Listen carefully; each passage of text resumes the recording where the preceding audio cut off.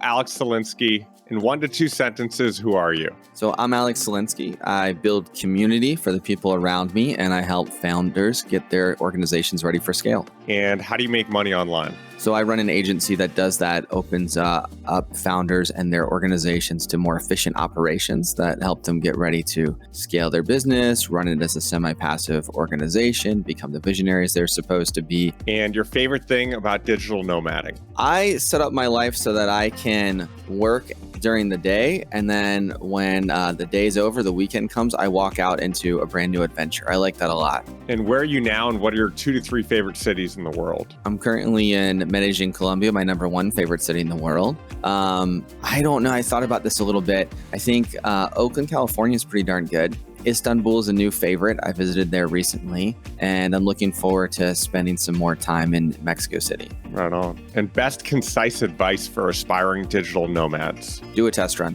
Do a short test run first. What small change has made a big difference in your life? I think, and this is similar to the kind of advice I might give, is learning to show up. Just come to things, be present, be open, invite things to come to me. And what is your favorite book? This year, or maybe last year, The Big Leap by Gay Hendricks. And last one is, if you had 20 seconds to live, what message would you share with the world? I would say stop waiting and just show up. Cool. I like it. Show up. I'm excited. I think we'll get into that one a little bit later. I'm excited to talk to you about that and about consistency, because it's a big thing I'm thinking about and trying to work on in my life. Yeah. I'm excited to get into that one. I want to start with an overview of you as a digital nomad and your journey. When did you start? Where have you been? Paint us the broad picture of your digital nomad story. Yeah. So I started a year before the pandemic, which was helpful because I was already poised for pandemic life, it feels like. I think I dreamed of traveling the world and maybe even owning my own business since I was 15, and didn't do a lot about it. The first time I actually left the country, I think I was like 27 or something. And it was a 2-week trip, kind of like a normal US vacation out of the country through Europe. So it was like 4 countries in 2 weeks, and didn't really get to understand much of anything, but had a great time. And then it wasn't until years later that I said, it's time. What am I waiting for? I took a position that was a remote work position, and I started experimenting. I did my own trial runs. I hopped over to my sister's place for a week or 2 and came back to the home base, hopped over to my brother's place for a week or 2, came back to the home base. And then I tried my first actual month out of the country was in Medellin, Colombia. I was just looking for a place in the U.S. time zones that had infrastructure, web infrastructure, business infrastructure to support what I was doing, and loved it. Left, went back home again, went to Mexico for a month, kind of did that back and forth for maybe 6 months. In that time, left the job I was working, took a little bit of a sabbatical, brought on a couple of clients, and found myself traveling through Thailand for a Nomad conference. Went to Phuket to learn Muay Thai for a few weeks, went to Vietnam to drink some coffee. Awesome. And then by the time that was happening, the pandemic was starting, and I had this choice to either go home, plane tickets booked all the way back to Oakland, or go anywhere else. And I called up some friends I'd met along the last year or 2 journey in Playa del Carmen and said, how's it looking over there? And decided to go there, and ended up being there for 3 or 4 months, I think. And that really kicked off the idea that I have a life outside of the US. I love what you said about trial runs. You said it in the rapid fire, and you just brought it up again. And I think that's interesting. I mean, when I started my journey, I sort of hit a breaking point and just took the leap into the abyss, which I feel like for a lot of people, for me, that worked. I think for a lot of people, that concept of like stop and start a new life without testing and without just kind of going is pretty scary. And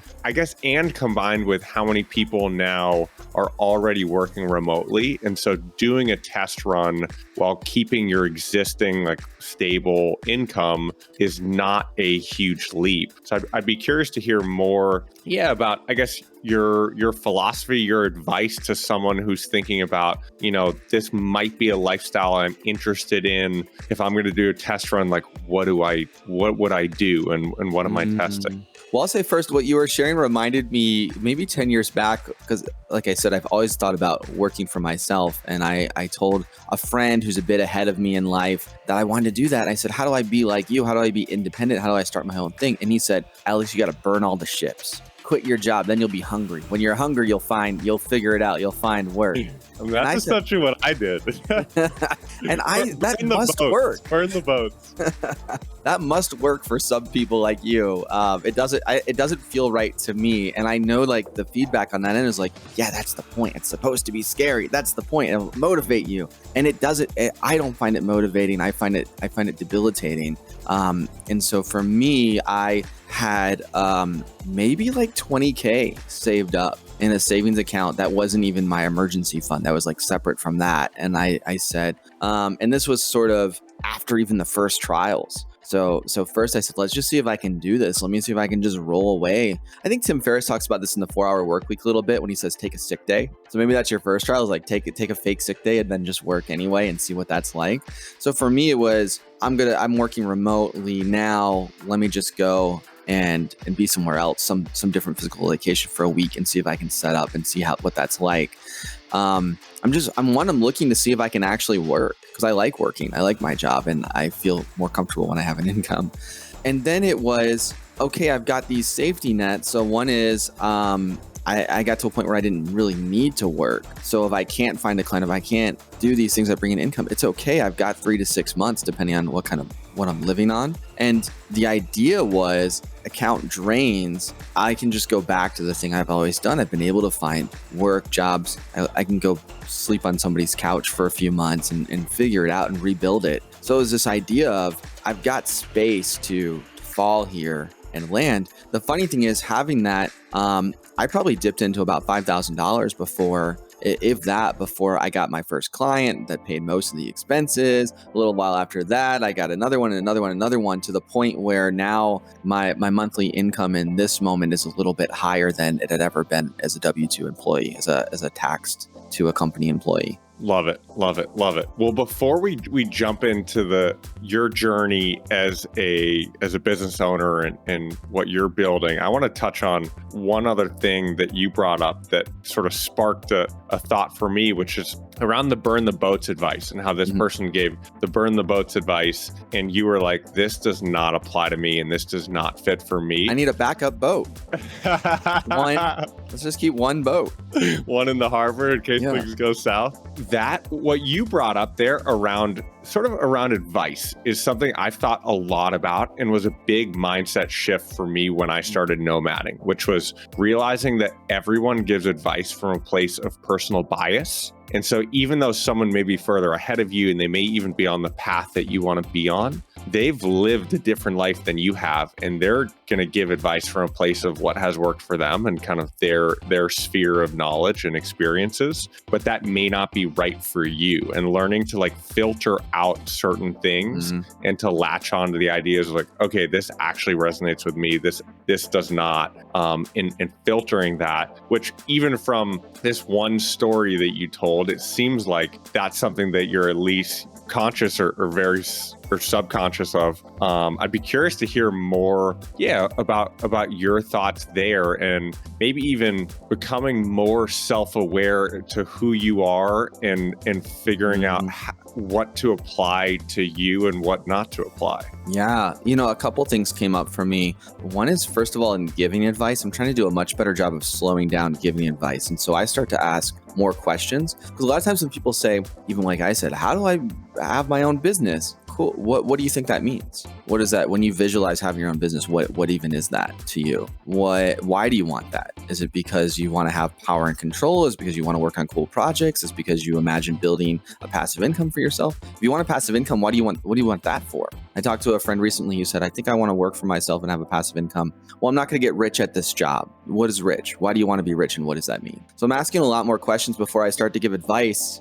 because I have these definitions, these frameworks in my head, and I already know my bias. So now I can step up into where they are and say what's really going on, rather than just like project a bunch of things that I'm holding onto them. And then sometimes the answer is, I'm not the right person to give you advice on this. Maybe I know somebody, maybe I can make an introduction. So I'm trying to go a lot slower. It's frustrating to the recipient of this sometimes, because they're like, would you just answer my question? And I'm thinking, I cannot until I have a lot more information. Like, I can't actually give you the next step until I know what step you're on now and where you think you're going. It could be that your vision of the future is not realistic or not something that I understand, and so I can't help you with that. So that's one thing I think about. Another thing I think about is just having a lot of modeling. So, I think about what kind of model in relationships, for example. Like, I didn't have a lot of relationship modeling in the house that I grew up in. My parents separated, and then didn't really get into long-term relationships until I was much older. And so I didn't see inside the house modeling of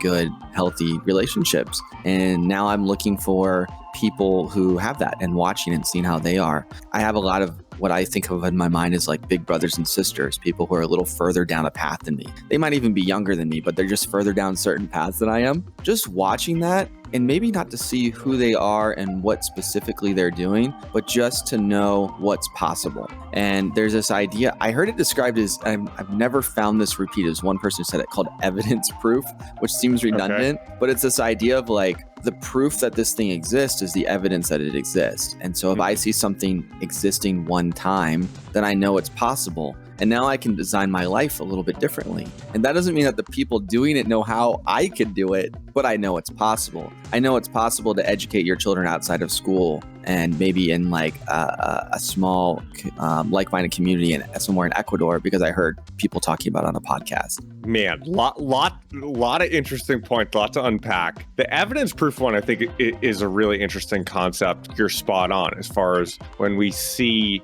like, okay, I mean, when my digital nomadic journey, I was like, okay, this is real. Like, other people are doing. It's not a common path, but it is a path. And there are people who are successful financially in life, in relationships, who are doing this. I also think, and I don't know if we're going to dive in on this, but the distinction between, let's call it like player versus coach, and the varying skill sets and mindsets, really, that's interesting. That's a meaty topic, I think. Yeah. I want to shift into talking about your business and what you're doing. So maybe we can start with what you're doing and how you're working with clients. Yeah, absolutely. And it's funny that sort of like player coach dynamic comes into the work that we do. There's a lot of listening, a lot of slowing down, and a lot of asking questions and then finding the right next steps for the individual.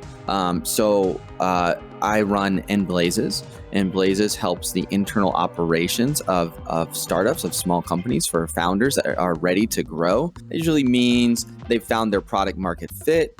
They are building technology, or they are highly leveraging technology. That's how we scale. I come from a technology background. Worked with some organizations that aren't technology focused, but they lose out on the 10 years of Silicon Valley experience and the giant network that we have. I find that like I can just move people a lot farther if they're actually in the technology space, so I can help them that. Especially people who are founders, first-time founders of technology, which usually means they're either technologists who are coming into leadership for the first and sometimes second time. They are leaders who are coming into a technology organization for the first and sometimes second time. That's where the value is us putting those two things together. We have a program. We do one-on-one consulting, direct consulting. We do take over the operations of an organization, but the thing that we do the most and what generally needs to happen first is we run our founders through a 90-day program called Foundations at Scale. It's not like a do-it-yourself online course. It's something we get in there with you, but it's the tight 3 big steps that we've just had to do with every founder in the stage that we work on.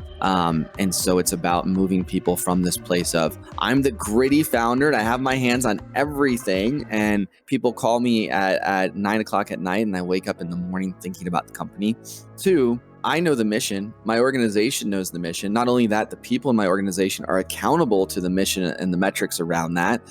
We have mechanisms in place to drive the performance so the organization can actually begin to not just scale, but actually grow its own performance without my having to be in every single little detail. I moved from this place of executor to the person who receives executive reports. I moved from my role inside the hub and spoke model, inside the hub of the organization. I replaced myself there and I moved myself to the more mature CEO role of being outward facing, where I'm the representative of the organization to the investors, the clients, anybody in that in the sales, and then the inward communicator of basically the vision and the next step to the organization. But I'm not in the middle handling every single operation anymore. Interesting.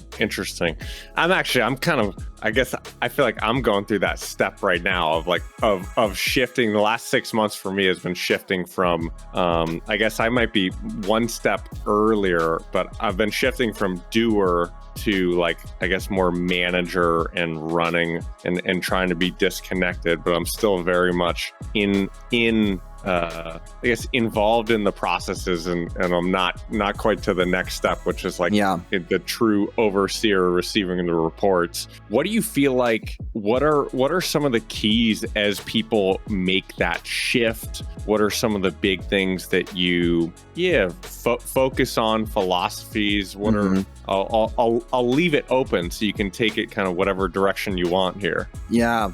Well, it's funny. The first thing I think surprises people because at first it comes off as a little, I won't even say cheesy, but we talk about your actual goals. You start an organization for a reason, maybe to impact the world in some kind of way, but there are life reasons too. You wanted a certain kind of life and you don't get asked about that a lot as a founder. So we have 2 co-founders we work with, and I said, they came to us and said, we want to sell this organization. And I said, okay, cool. We can help with that. But why do you want to do that? Well, we've been at this 2 years, and one founder said that he has a daughter and he'd like to spend the mornings with his daughter. The other founder said, I used to, before we got into this whole owning a business thing, when we were just freelancers who worked together, I used to go on the lake every Wednesday. I haven't been on the lake in 2 years. Let's get you more time with the daughter. Let's get you on the lake on Wednesdays. I bet we can do that before we sell your organization. And it's the same steps. The same steps is we need your organization to mostly run itself.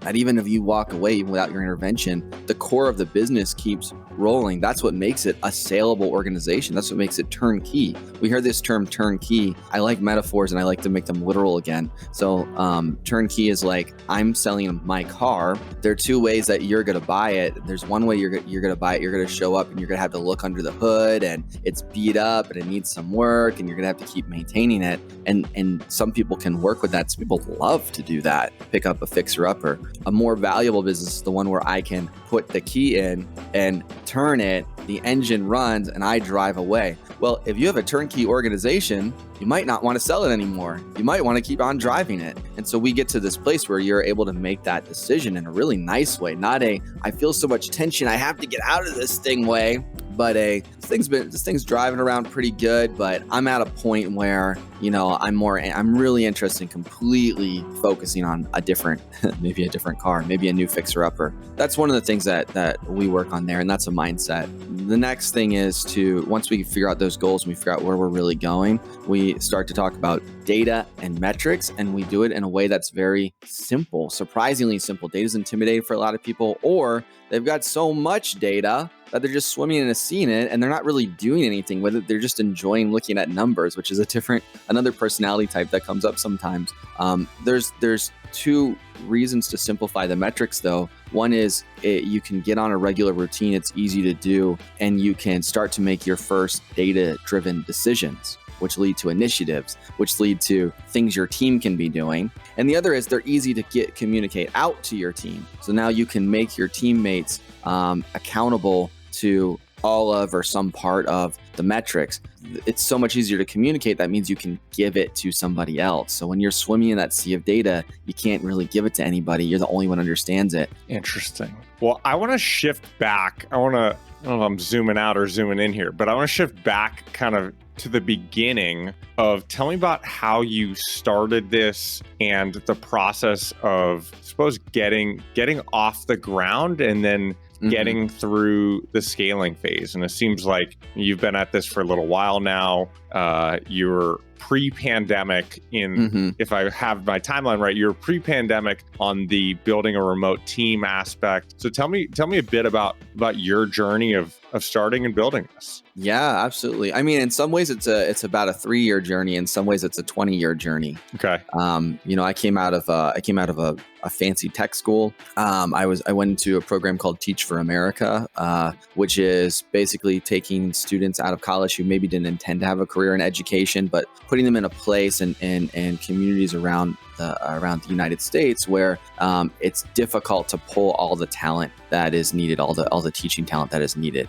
So I worked in rural Louisiana. I learned a lot about communication and communicating in ways that are simple, developed the heart of a teacher, which I've kind of carried through the whole way. And after about a 5-year career in education, I was recruited over to Silicon Valley, partly because of the education experience, partly because of the technology school. And I started moving toward product management. And so I have about a 10-year career in product management, account management, things around there in Silicon Valley. And then what I realized is, while being a product manager was being called into over and over again, was to do some product management, but actually facilitate the structure of teams, get teams put in the systems and processes so that teams could sort of run themselves and work their own projects and products. And so over and over again, that's what I was really, when people got to know me, that's why I was really pulled into tricky situations. It wasn't because I was an amazing product manager. I was a super fine product manager, perfectly capable. But it was more for my ability to just take messy groups and projects and get them set up. And so it was with that in the beginning, when I was going out on my own, what I thought I would be doing was giving work to development firms. So, and maybe even creating my own development firm and being the liaison between companies probably in the US and 1 or 2 development firms probably in Latin America or even India, because I had spent some time in India. So that's like the vagaries of the work, but the specifics are I started freelancing with people who knew me. I started moonlighting. In fact, I started freelancing, consulting, moonlighting, that sort of thing, probably a little before the saying to myself, "Oh, I'm a business owner." When I was watching a company that I'd been with for 3 years not get any sales. So over the course of a year, there was no sale, and I thought, this can only last so much longer before the company needs to get smaller. So for about 3 months, I just said, "Hey, I'm looking for work. I want to help you in any way that I can." I took on about 3 part-time clients, mostly in a friends network. One who had interviewed me for a job while I was interviewing for this job, so like 3 years prior, and he said, "Great, we're going to hire you." And I said, No, I don't want to be hired. I just want to work part-time. He said, No, we're going to hire you, but you can work part-time for now. And then 3 months later, I was laid off. The company went through like the 4th or 5th round of layoffs that year, and so brought it down to the final skeleton crew. And I found that I was working as a freelancer. And I would say, like, in a mindset thing, I always wanted to travel and work, and I always wanted to own my own business, do my own thing. And I said, gosh, I've been thinking about this forever, and it's time to be all in. So maybe in a way, I mentally burned a bridge. And I said, if I don't do this, if I don't fully push into this all the way, not dabble, not play, but like really keep pushing on it,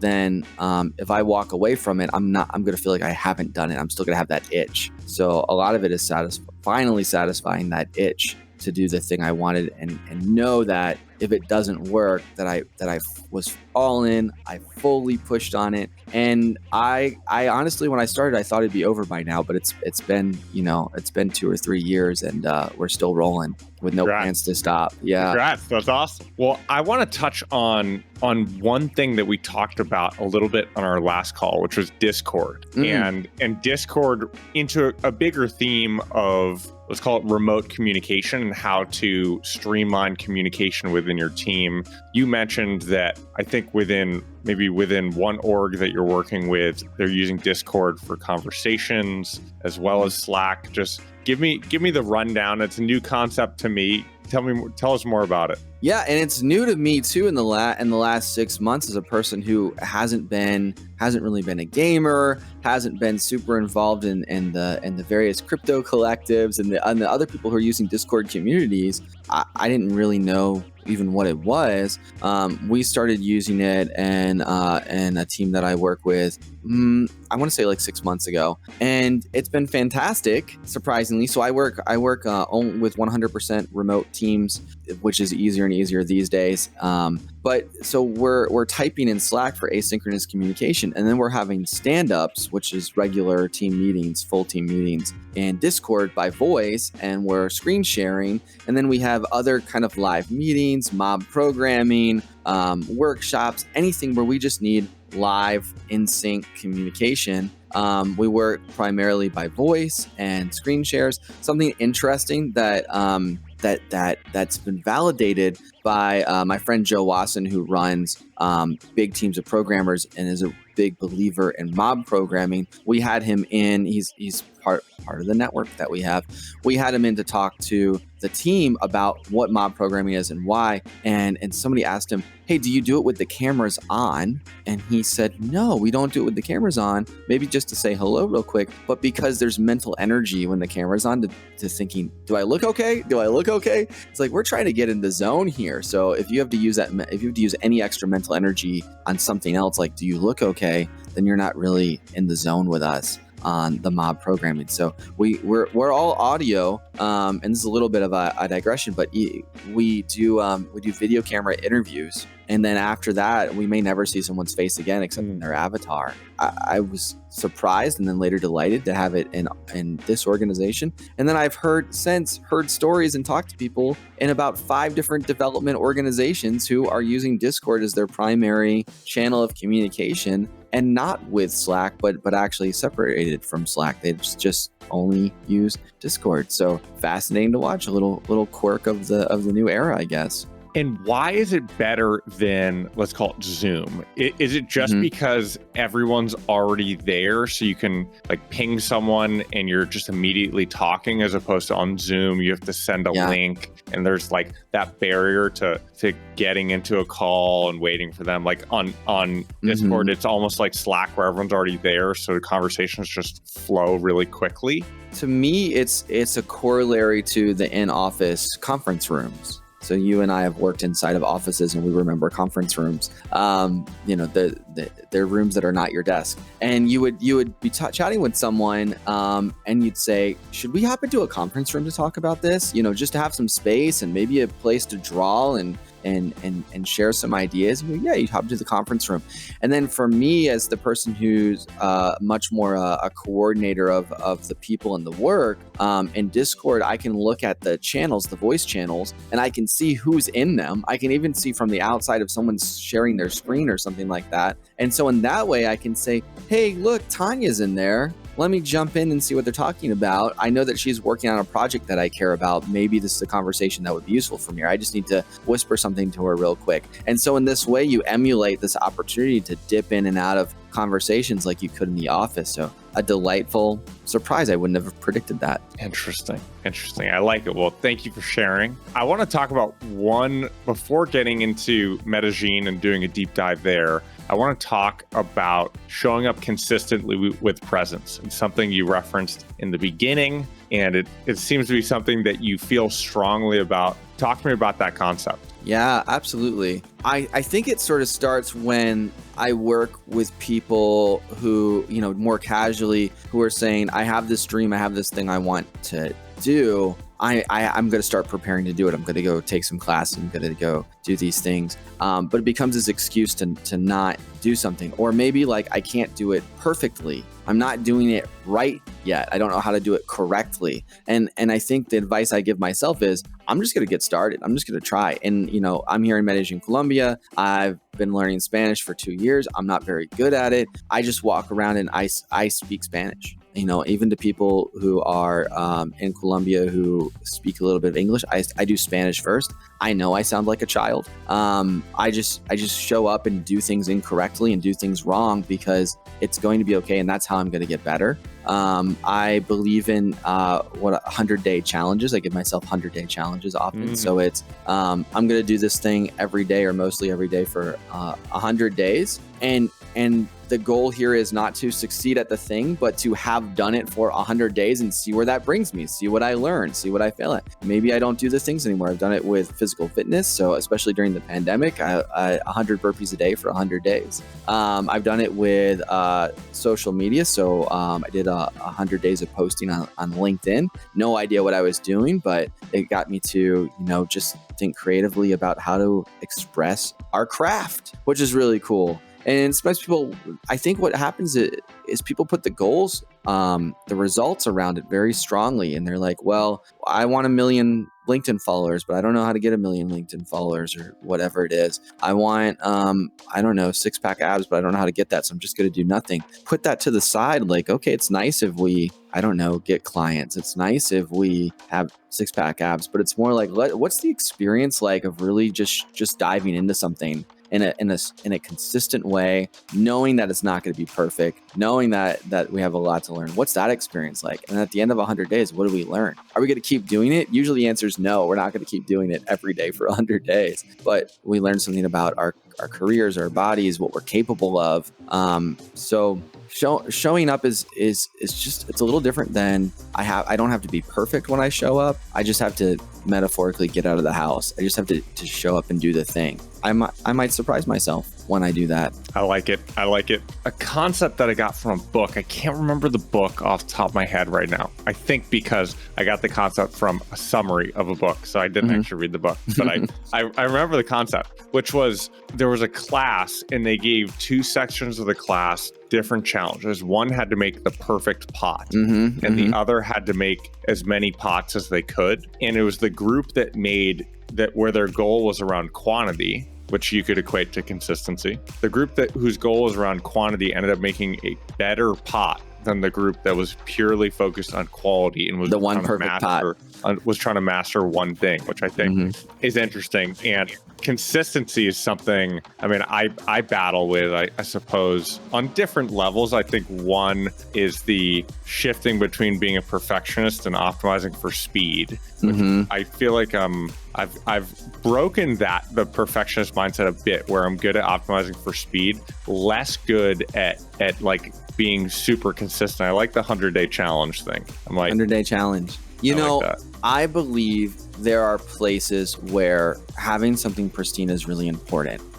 When I go into the museum, everything's clean and the painting is blocked off and everything's just in its place. And when I worked with somebody who just did big time sales presentations, and he wanted, I come with a like, let's get it done mindset most of the time. And he came with this has to be perfect because we have to look so good right now. And so we would have a little bit of conflict, and then we'd get there because I'd go, but I have first draft, second draft, third draft, fourth draft, fifth draft, 20th draft. And now you're pretty darn close to what you need to give to your graphic designer, right? So you got to the place of polish because we did all the gritty stuff. I think about this. One of the first exercises I mentioned at In Blazes, and we have resources that are free on my LinkedIn page and on scale.inblazes.com. The data card that we use is super ugly. And it's ugly with intention. I learned this from a professor of graphic design in university,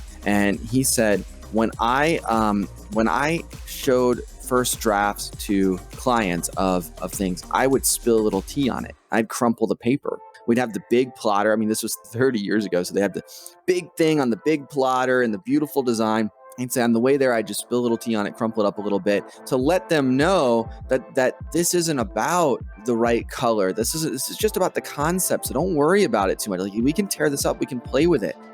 now that we do that again in UX and graphic design, we call it low fidelity mockups. So the low fidelity mockups, we tend to, though it's digital, the fonts are a little scribbly, the lines aren't perfect, it's in black and white. It's this idea of like, let's just focus on the concept. Let's just get the concept right. Something about having something rough and ugly says, we're here to play. We can get our finger paints out. We're going to show up in overalls. We're here to just mess around with this thing. It doesn't have to be perfect. There's something about like when you put the velvet rope out and you make it glossy and perfect, people don't want to make adjustments. People don't want to ask questions. And so there's a place for the polished presentation. It is, your Super Bowl commercial, you want it to look polished and beautiful and great. The museum exhibit, the whatever, like did your mom have the one room in her house that none of the kids could go into? Like there's a reason for that. That's okay. But you also had the room that you were allowed to play with and get messed up. You got to have that permission in some part of the process to know that like, this is ugly. This is broken. This isn't perfect. And that's okay. I had a mentor and a boss that I worked with, and when he asked for advice, we worked on this thing as a project inside our little building all year. And then we'd bring it out to present to a greater group of advisors. And he would say, the one thing I know for certain about what we have is that things are wrong, and you're here to help me find the wrong thing. And so that's the way we play with clients. Like we're in the foundational space, we're in the strategy space. We're not at that part of the pipeline where we need everything laminated. We're at the pre-lamination phase. And so I want you to come in your overalls and finger paint. I want you to feel okay to ask questions, rip through this stuff, take whatever I brought you and turn it upside down and tear it up and pivot to something completely new. That's the point of the work that we do and the way we do the work. I love the one thing for certain is things are wrong and I need your help. That has like that's been tattooed into my brain. I feel like that's a really interesting way to ask for help. I normally ask for feedback. I normally say when I'm asking for feedback, I say, don't worry about offending me, blah, blah, blah, blah, blah. But saying things are wrong and please point them out to me is a great way of putting in some humility and just being like, please tear this apart for me. Well, let's deep dive into Medellin. I want to paint the picture from the perspective of someone who's maybe already a digital nomad, interested in digital nomading. So they're thinking about spending, let's say, 1 to 3, maybe more months in Medellin. They're thinking about working remotely. What are your general thoughts, pros and cons on Medellin? Medellin's beautiful. It's one of my favorite cities. I'm almost reluctant to share that because it's a big city, but it's not the biggest city, so we don't want to overwhelm with foreigners necessarily. But it's this one of the cities of eternal spring. So it's somewhere between 65 and 80 degrees Fahrenheit all year round. It's a very warm culture, and it's known even in the country to be a warm and welcoming city, friendly to foreigners. There are of course things where I remind myself and people who come to visit, like, this is not your home.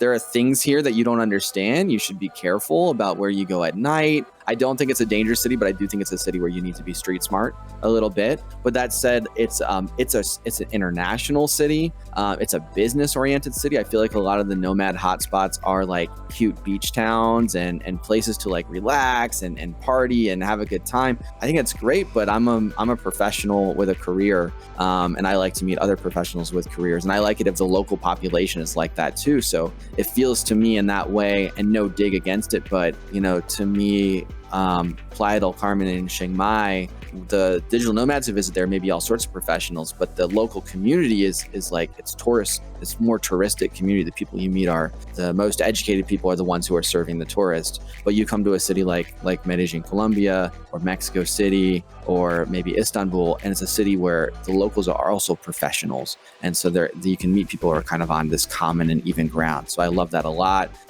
The meat's really good. The fruits and vegetables are fresh. Well, I'll add on to say I spent about 6 weeks in Medellin. It's definitely one of the favorite places I've been to of the 18 different kind of nomad destinations I've been to. And some of the things that stick out to me are the dancing and just the nightlife I think also just the community, like it's one of the similar, I suppose, to Playa del Carmen and Chiang Mai, which you referenced. There's just such a large community of expats and nomads, and it's so easy to meet people, which for people who are thinking about getting into digital nomading or think about where do I start, I definitely recommend like starting in one of the hubs is a great way to land on your feet, because you're gonna it's just so dynamic and easy to meet other people. Absolutely. What do you think? I was going to ask, what are some of your biggest, any cons for Medellin to share? Yeah, I don't know. I mean, beyond, I would say no major cons. There are cultural differences. You're in a different place. And so sometimes there are people from the US who are frustrated, for example, with the way that business works, and they want it to be a little more efficient. I have a friend who said, yeah, well, when you don't grow up in a capitalist, society, you don't have capitalist values, and you aren't motivated by money all the time. You're motivated by other things. And I think when you dig into the more local aspect, you find more and more it's that people are motivated by different values and different mechanisms than the place that I come from. There are elements, I think like the street smarts and the being aware, and kind of I don't walk around with 2 earbuds in. I walk around with 1 at most. I just want to be aware. There are elements of that can feel perhaps like a con, but again, I do think it's the reality of being in the bigger, truer world. That makes sense. What are your thoughts on Wi-Fi? Wi-Fi speeds, Wi-Fi reliability, like are there power outages? 95% of the time, amazing. Like good to great. You can always, if you're doing Airbnbs and hostels and things like that, you can always ask about the Wi-Fi. They understand that question. For me, if I'm doing the speed test all the time, so I know that my minimum is 20 Mbps. And that's enough to get Zoom done reliably, screen sharing, things like that. Most places have at least that. A lot of places have 100. If you're going to stay a place for a while, you can usually order faster, stronger cable through to come in. So that's been great.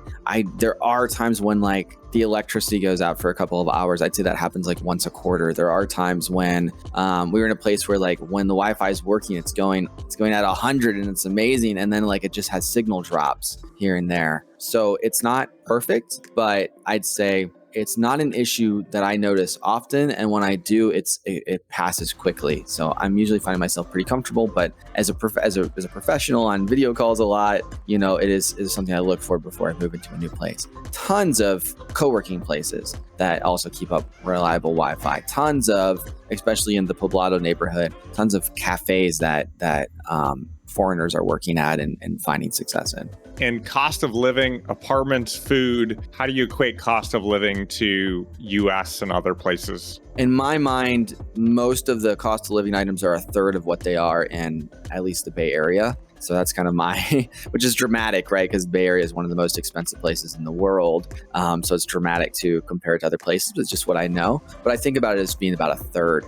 So I'm living in a similar apartment that I would in the Bay Area for about a third of the price. So, if you're a foreigner coming to Airbnb, you'd expect to find someplace comfortable anywhere from like $700 to $1,200 a month. If you're more local and maybe you're willing to furnish the place and stay a little bit longer, you can find comfortable places in great neighborhoods for maybe as little as $400 or $500 a month. It takes a little bit of doing, but it can be done. Lunch is $5, and it's a healthy lunch. And the food is not processed in the way that I feel that U.S. food is. The chicken tastes a little better. The vegetables are a little bit fresher. Papaya, I thought papaya was gross in the U.S. I just thought it was a gross tasting fruit. It has a weird taste to it. Here, it's a totally different fruit. I don't understand how that works, but it is. So I find it economically to be it's easier to be comfortable here than it is in most places in the U.S. Interesting. And on the weather side, with it being eternal spring and it seems like the climate's pretty flat year round, would you say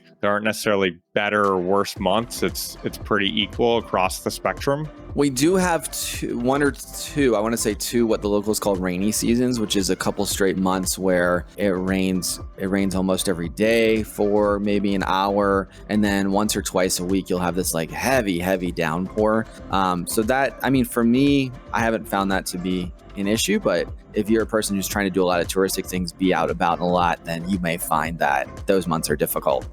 We're in that season now, and it's a beautiful spring. It's another beautiful spring day, but 2 days ago we had like an all rainy day. And then on the nightlife side, I loved the El Poblado nightlife, where it's tons of bars and restaurants all next to each other. Yeah, any thoughts on the nightlife? People love it. I'm not a big nightlife person. I go to sleep by like 10 or 10:30, so it's rare that I'm out, but people love it. There's a lot to do, especially in the Poblado neighborhoods. And dancing it's funny. There are all these places to dance. If you're just learning, beginner classes for a Colombian are different than beginner classes for a foreigner. I'll just say that. Like beginner classes, like I've seen dance, and if you're a Colombian, it's like beginner is just like on a whole different level. So you got to find like the gringo classes. So last question on Medellin, which would be best neighborhoods to live in, and how do you recommend booking housing? I think if you're coming in for the first time, if ideally, if you can do it, I would say a co-living space in Poblado is your best bet. I have trouble with co-living spaces, hostels, things like that, just because sometimes they can be a little noisy for me and the kind of work I do. I can't always find a spot. So, but we have a Selena here. I've used the co-working. I haven't been in one of the rooms, but Selena's kind of this, it's a chain in Latin America that is pretty consistent in living conditions. It's a little more expensive than other things you could find, but instant community, a lot of resources, Airbnb. But if you're coming for the first time, I would say something like that, one of these co-living spaces, hostels, or Airbnb into the Poblado neighborhood. That's how you start. It's very friendly to foreigners. It's got international cuisine as well as local cuisine. Many of the staff, the people around you, they're going to speak at least enough English to help you go shopping, buy food, understand the neighborhood a little better, some much more. Lots of language exchanges. So everything you want is in Poblado. You probably want to start there. And then if you're here a little bit longer, you'll learn about these other neighborhoods like Laureles, Envigado. Those are kind of like the next place that foreigners go when they're here a little bit longer. They don't need to party every night. They are a little more comfortable with Spanish. And I love personally the Laureles neighborhood because it's like Poblado but calmer and more family oriented, and it's just like a little more green even though Poblado is already super green and beautiful. But yeah, I think you start in Poblado, not too far from Parque Poblado or from the neighborhood called Provenza. Awesome. Mm-hmm. And so last thing here is for people that want to learn more about you, that want to connect with you, social media, websites, anything you want to plug here? Yeah, absolutely. Well, I think the number one way to like dive right into what we do is to go to scale.nblazes.com. And sometimes people have trouble with the spelling, but you'll help with that, right, Cam? Yeah. There'll be a link. You'll see a link in the description here. Perfect. And so if you go to scale.nblazes.com, you'll find some really cool resources. It includes a guide on growing your team. It includes a mini course through your email box about how to get ready for scale and how to think about selling your business. So if you have a business generating revenue, this will help you make the decision with math about whether you should get ready for sale or whether you might prefer to just keep driving this turnkey organization. And then I post a lot to my LinkedIn profile. So it's Alex Salinsky on LinkedIn. And I love to talk with people there and to hang out. It's my favorite social network. So I'd love to connect with you on LinkedIn as well. Awesome. Well, Alex, this has been great. Really appreciate your time here. Yeah, thanks, Cam. This was a lot of fun. I appreciate the invitation to hang out with you. And I look forward to bumping into you in Medellin or some other part of the world sometime soon. Likewise, brother. Thank you.